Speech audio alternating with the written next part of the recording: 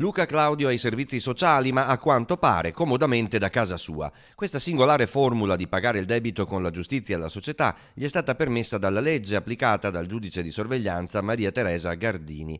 Dopo aver patteggiato 3 anni, 11 mesi e 15 giorni per la Tangentopoli delle Terme, Claudio ha fatto domanda di messa in prova ai servizi sociali e opera come volontario alla cooperativa Nebo di Favaro Veneto, Venezia, specializzata in viaggi turistici e gite per i più piccoli.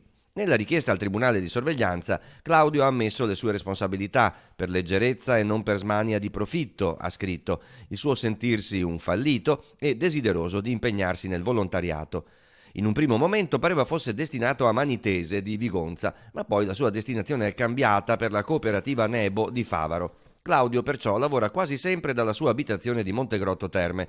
Solo se richiesto dalla Coop può spostarsi, ma deve sempre avvisare il Tribunale di sorveglianza e i Carabinieri. Intanto è imminente la sentenza del processo in cui Luca Claudio è giudicato per una tangente da 280.000 euro, mai intascata perché venne arrestato prima, per la gara da 2.800.000 euro per la bonifica dell'ex discarica di Giarre. Il pubblico ministero Federica Baccaglini ha chiesto una condanna a 5 mesi e 15 giorni.